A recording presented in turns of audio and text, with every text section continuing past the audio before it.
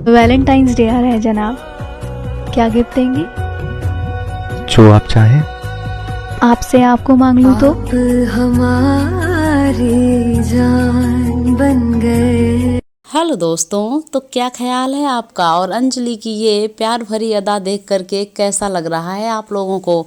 और हम सभी लोग जानते हैं कि वैलेंटाइंस वीक चल रहा है, तो क्या आप लोग बताएंगे कि आज कौन सा डे है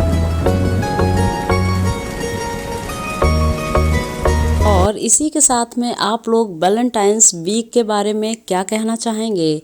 तो जल्दी से आ जाइए अपने कमेंट बॉक्स में।